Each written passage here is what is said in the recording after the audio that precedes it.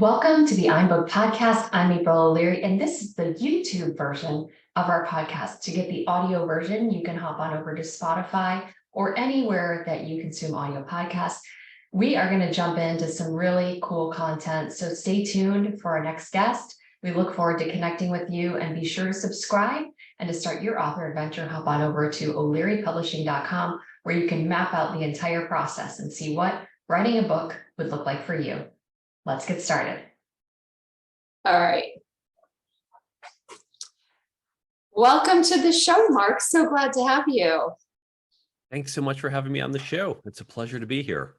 So, lesser known fact, Mark and I were just talking right before the recording started, and we both happen to be from the north side of Chicago. So he's in New York now, and I'm in Naples, Florida, and life has brought us to different parts of the country, but it's our old stomping grounds. So Mark is the author of the Career Toolkit, Essential Skills for Success That No One Taught You. And as you heard, he's got a huge background of knowledge, educated at MIT, developed a lot of really cool things, and has put a lot of this knowledge together in a book for you. And so I want to start by talking a little bit about your book, and then we'll talk more about how books work to help you grow businesses or brands and that kind of thing. But how did you get started writing your book, The Career Toolkit? I didn't actually intend to write a book. 20 some years ago, I helped to create a class at MIT referred to as the Career Success Accelerator. We recognized all these skills, leadership, communications, networking, negotiating, are critical, but no one teaches them to students. There's a gap in our education system. So we put this program together, and I've been teaching there for the past 20 some years. I thought, we need to write up notes for this class. The class is very hands-on, which is a great way to teach, but the students don't take notes. Just thought, let me write up some notes for the students. We can share it with other universities. I want to promote this program elsewhere. And I thought I was writing 20 pages of notes, but 20 pages became 40, became 80. And once it passed 100, I said, I think this is a book.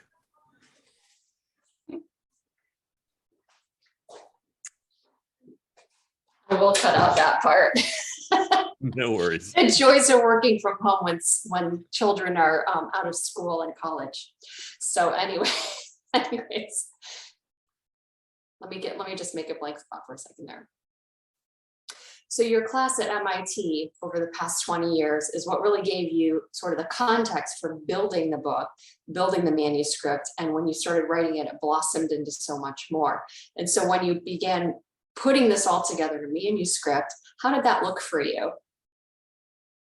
I took a rather unusual approach. Because I didn't plan it as a book, it was notes. So they were a little disorganized. I'll write a little on this, I'll write a little on that. And it wasn't logically laid out. But when I got to that 100+ pages, so it's a book, okay, I better think in a structure. How am I going to organize it? And so I did in reverse how most people do it, where you're starting more top down. I'll also note, people often ask, how long did it take you to write? Now, it only took me about 4.5 months, but the caveat is I've been teaching this for 20 years. That's where the work came in. And in fact, the great thing about teaching or speaking about your topic ahead of time is you really refine it. You get to practice it. You know what you want to say. One comment I get from a lot of readers is, I'm reading your book, I'm reading a page, I have a question, and as soon as I flip the page, you answered my question. Well, that's not magic. That's because having done it for decades, I know what you're likely to ask next because I would get that question next.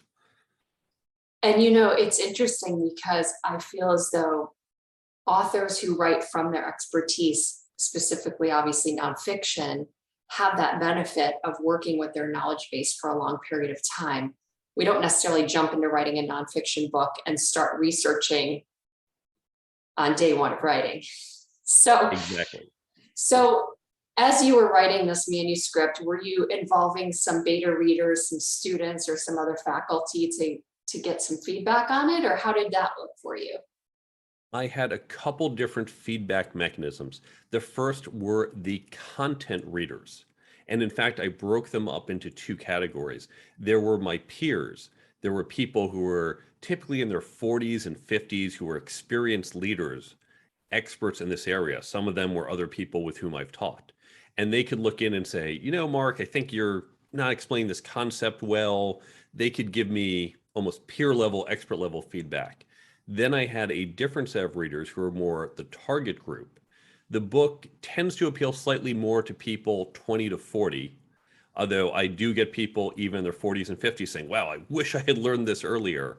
But so I thought about the two groups, my peer experts and then the target audience as slightly different groups, and making sure I'm resonating with the latter, but getting input from the former.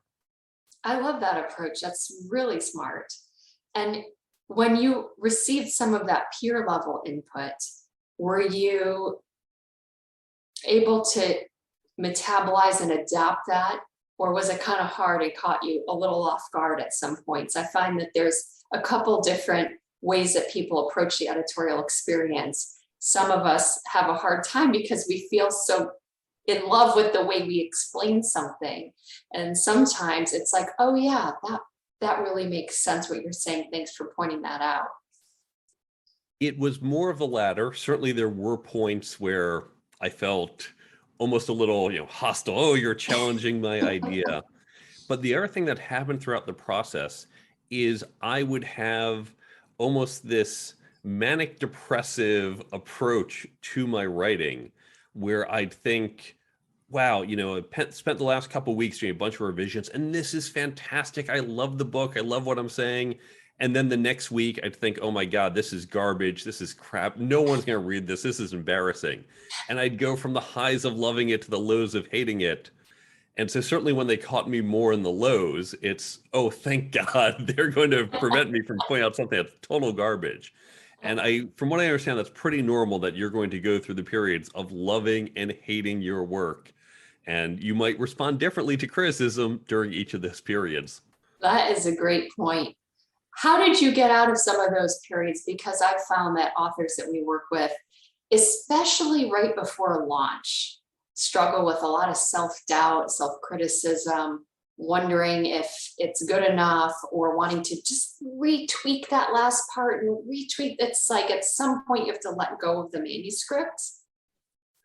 It's funny you say that. One of the hardest things for me, it was actually post-release, when I started writing a blog. The blog I held up for so long because I want to get the blog perfect. When we print our book, we have to get it right. If there's a spelling mistake, it goes into print and there's no taking it back once it's come off the press. A blog, it's a blog I put out every week. Stop worrying about being perfect. I had to shift my mindset from perfection to, hey, this is good enough. Some weeks, this isn't my best blog post, but who cares? I just need something out this week. But when I was going in that back and forth, one of the things I did, especially when I was in that down phase, is I would focus on a different aspect of the process: the cover design, the marketing, the outreach, the website design. And this way I can focus on something saying, oh, this text is not good and I don't know what to do right now. Let me channel my energy elsewhere. And then I'll come back and say either it's not so bad or I'll realize what I can do to improve it. Yeah. So let's talk a little bit about the launch, if we could. When you put the book out, this was just a little bit over a year ago, so the book is really still, I would say, considered fresh off the press. And being that you're talking about, right, the website, the branding, you had this 20 years of teaching, but bringing that knowledge base out to like a commercial audience who may or may not know you yet. What did you do to prepare for the launch on some of the pieces that you put in place that helped you to get the word out about your book? Great question. And in fact, people didn't know me. Yes, I've been teaching this for 20 some years. My day job, I am a CTPO, a Chief Technology Product Officer doing tech startups. That is very different than I'm going to teach you professional development skills. Mm-hmm. That Venn diagram has no intersection in the middle.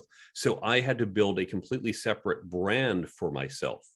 In fact, that's one reason my website is not my name. A lot of authors use their name, but because Mark Herschberg, the person, is known to some as a cybersecurity expert, as a startup person, and he's known to others for these professional skills, I couldn't have one website encapsulate all of that. So I created a separate website, the careertoolkitbook.com, as that brand's website. Now, when I created this, I recognized you have to have multiple channels and you need a consistent brand across the channel. Your audio just cut out. Oh, that's very strange. Oh, there you go. Now I hear you. So we'll go ahead. When you created it, When I created, I realized you need a consistent brand across multiple channels. And as an author, certainly you need a website. We all know this, but you're going to need to do outreach, likely in social media.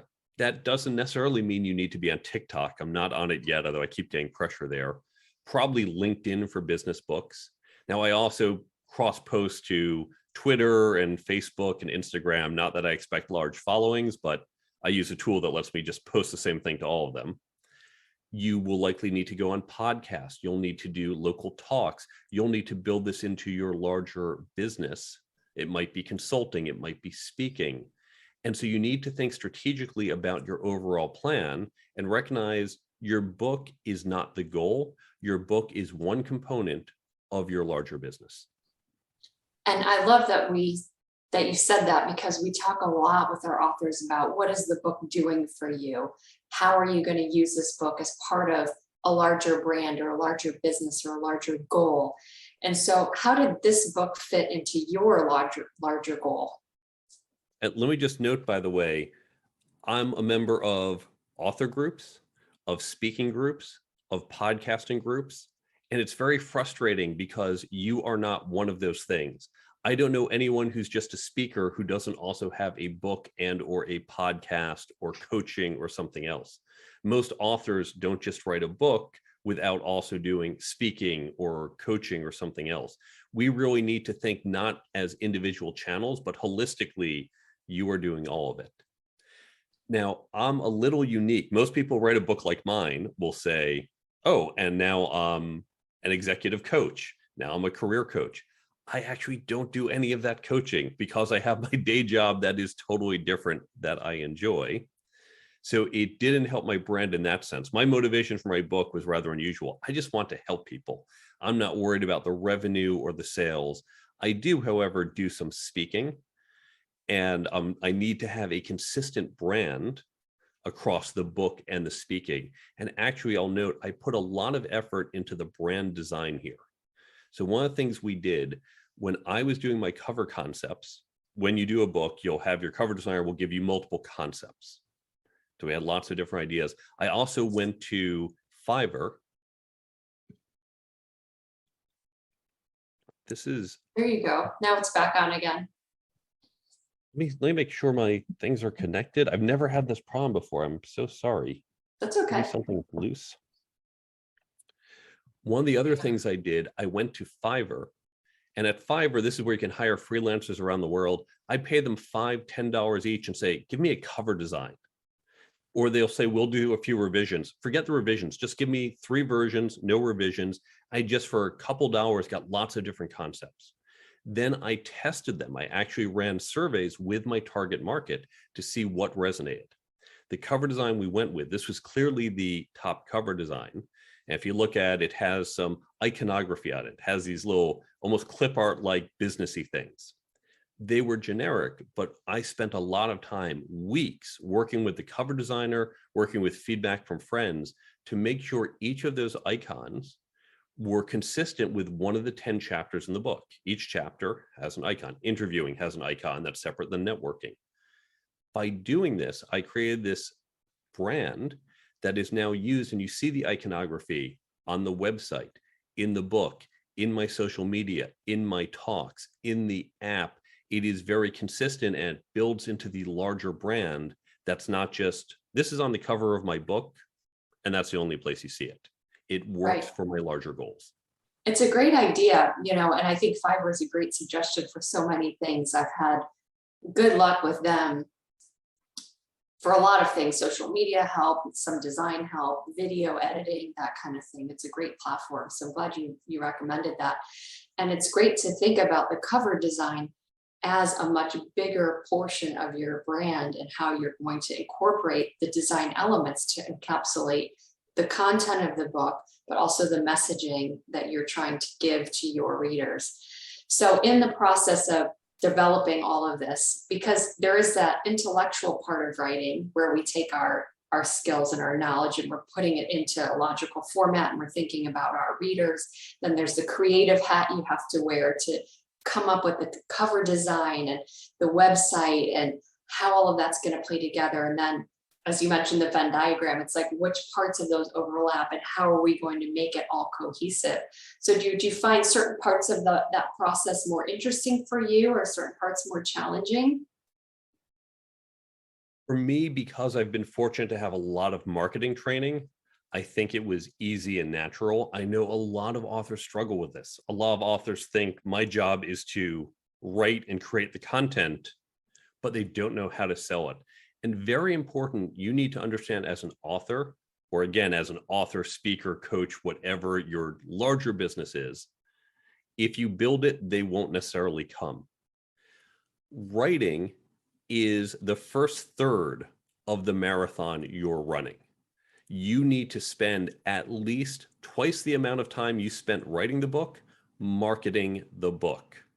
So you have to be prepared. You have to have that expectation that your job's not done once you press print or send it to the printer.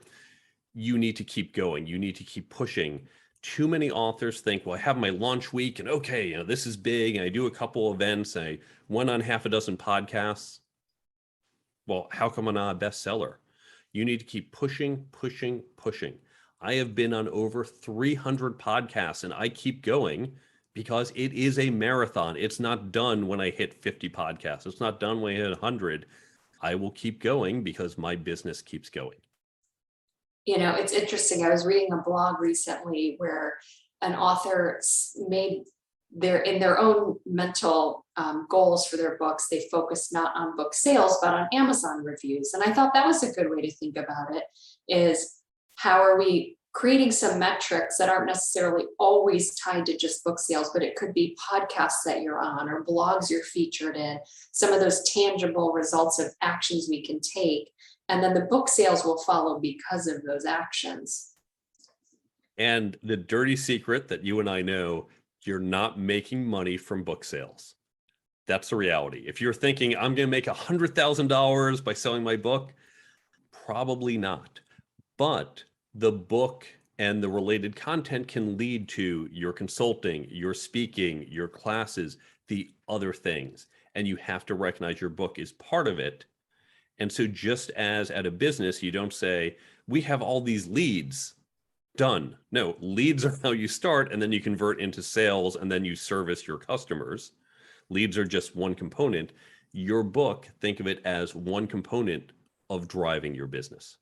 Absolutely. Absolutely. And, having a book is creating a business. And I think that's the point that you're making here, is that the book is almost the hook. It's out there on the end of the line. It's getting readers familiar with you, building the trust, drawing people in. And then they're going to say, oh, this guy, Mark, he knows what he's talking about. What else does he have? So one of the things that you have that we talked about and you have developed as an app, and I want to talk about your Career Toolkit app that goes with the book, that's available in your app store, your smartphone app store. How did you come up with that idea? Right now, I have two apps, the Career Toolkit app and Brain Bump. Let's start with the Career Toolkit app. One of the challenges we have as authors is people read our books, and then 2 weeks after they put them down, they forget 95% of it.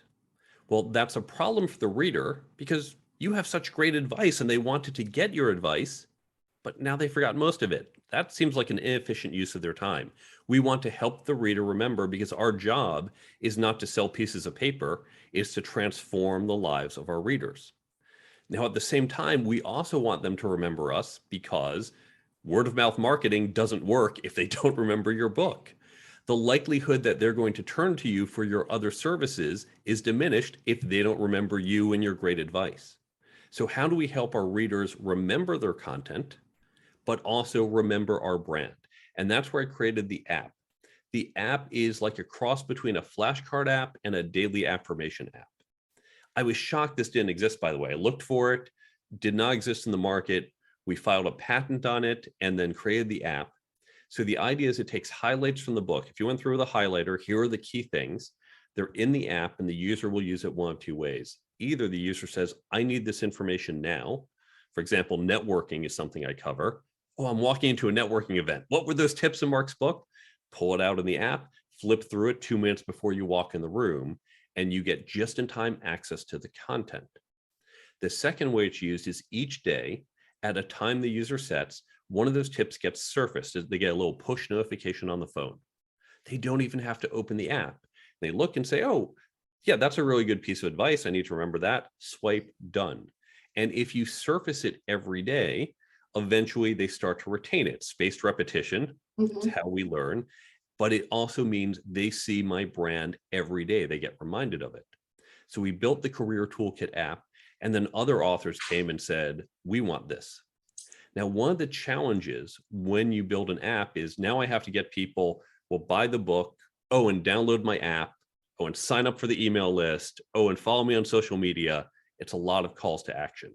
And a lot of folks, we know most people are only selling thousands or even just hundreds of copies of their book. Trying to get people to download the app, you're probably only going to get a few hundred to download the app. Instead, we created this Kindle version, just like the Kindle has all the books. BrainBump supports all the books and podcasts and blogs and classes and talks. So BrainBump is an app also on the Android and iPhone stores where authors and podcasters and other folks with content can put the highlights on the server, and then the users can see, oh, here's an interesting book. That's an interesting podcast. Add it to their set and get exposed to those tips on a daily basis, just like the other app did. So interesting. And I love it that you went looking for something first and then didn't find it and then said, well, I guess I'll develop it. I guess I'll write a patent for it. That just shows how your brain works, right? That's the engineering. That's your and MIT entrepreneurial education, mindset. right? Most people Yes. probably would. They'd be like, oh, bummer, that doesn't exist. Oh, well. But you did develop that. So it sounds as though there's two types of users for BrainBump. Is that right? There's the person who's going to have the flashcard or the push notifications coming up. And then there's the person who may have a book or have a podcast and want their content on there. Is that how it works? Exactly. So content creators, authors, podcasters, speakers, take highlights from their content, put it onto the server, and then a user will come along and find it. Or if you're a content creator, we give you tools like QR codes and links to say, hey, everyone, click here, snap this QR code, get the content, and the user will get your content. They'll look at other content that might be on the app, and other users will find your content and get exposed to it. That's really cool. So, it's interesting in the nonfiction world as well, that there's so many opportunities for additional ways to monetize your content, whether that's through an app, through courses, through workshops, through speaking events, and all of that. What are some of the ways that you found additionally to monetize the Career Toolkit, if you have? I intentionally don't. The only ways I make money, book sales, we do charge money for the books, and speaking.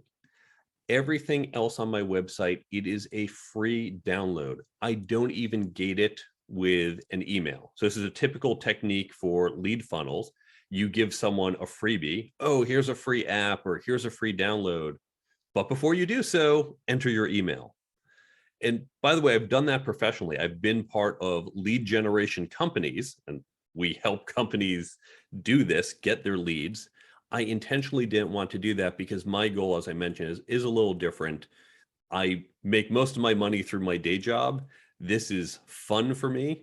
So I'm not trying to sell a lot of other services. I'd rather more people have access to it.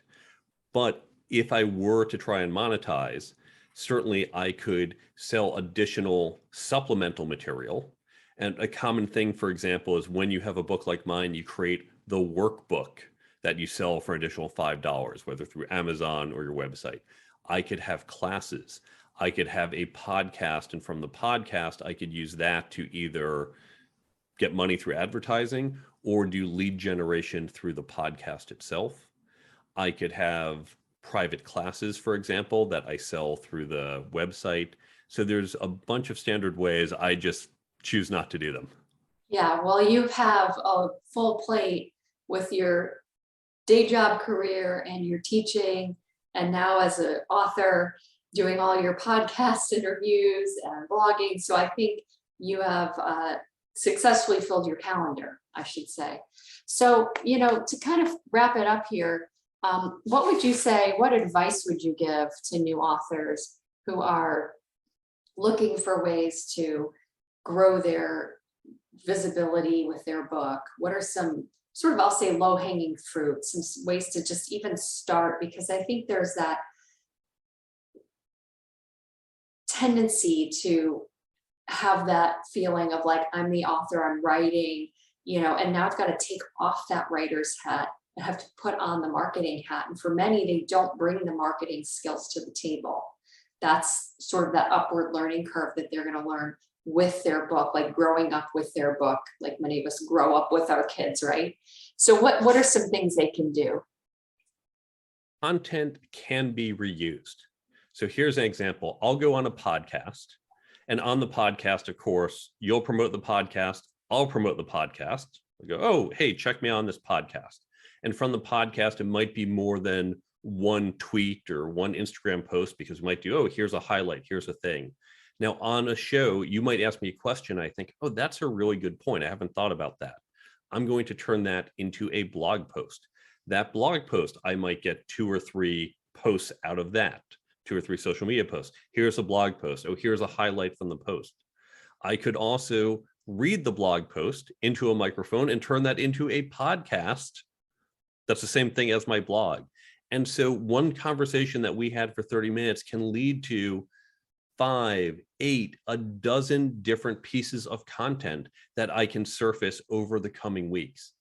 And then, of course, you can put lots of this on the Brain Bump app as well. But the idea is that you don't think, well, I did a blog post, that's it, or I did a podcast interview. Recognize that you can take your content and slice it up and reuse it and repurpose it and put it onto different channels. And so your leverage, your multiplier effect is huge when you recognize how to do it. I love that.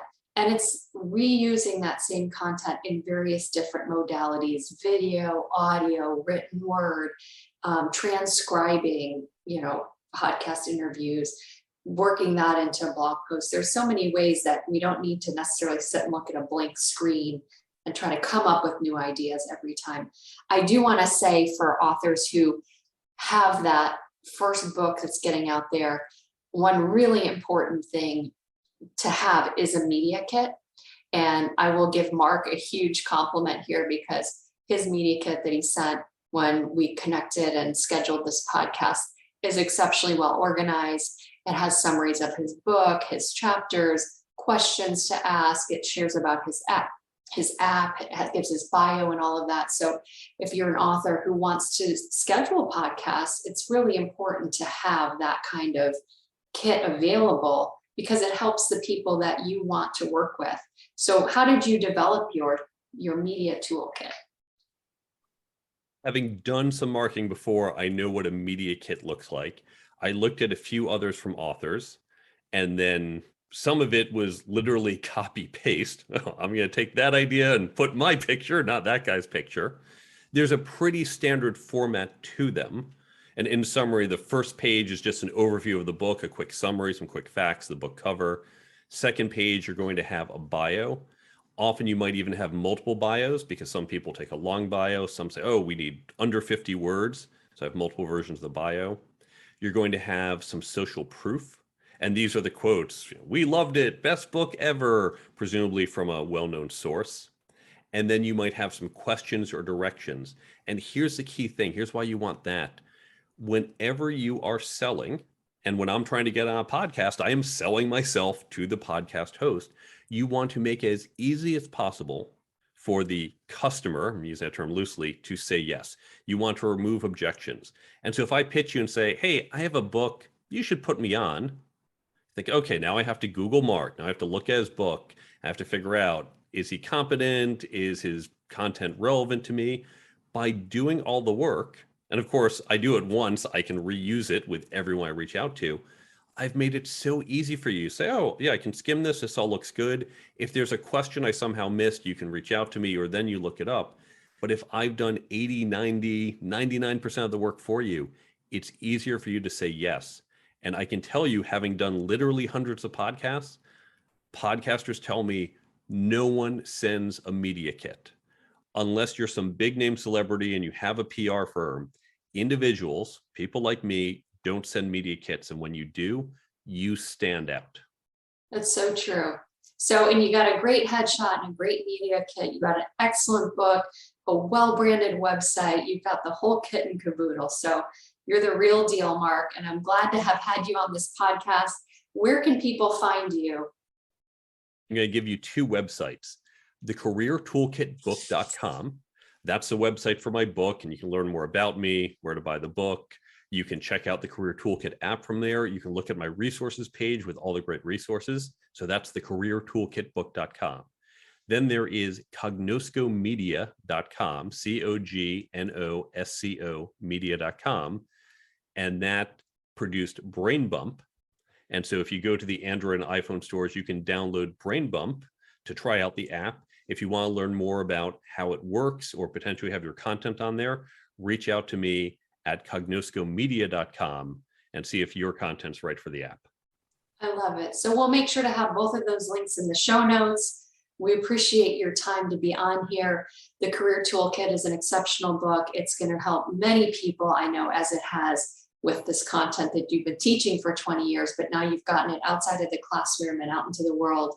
And we appreciate your time and effort to do that. You know, it takes authors who have expertise who are able to put it in the book. And I believe that those books are what actually do change the world. They're the things that will outlive us. They're the things that we can leverage our knowledge to reach the masses. And, you know, all of us have those books that really hit us at that certain time in our life where we picked it up and it became this like, I can't believe I found this book at this point in time. And that's the service that I believe an author brings to the world. So thank you for bringing that gift to us into the world with the Career Toolkit. And again, check out his links on the show notes. And I look forward to following you in your career and where you go with the Career Toolkit. Have an amazing day and thanks for being on the show.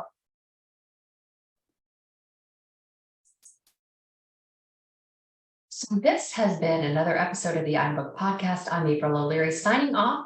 Be sure to hop on over to o'learypublishing.com to start your author adventure and see what writing a book could do for you in your profession, in your career, and what doors it might open. We thank our guests for being a part of the show today, and be sure to subscribe to podcasts here on YouTube. We look forward to serving you and helping you get your book out into the world.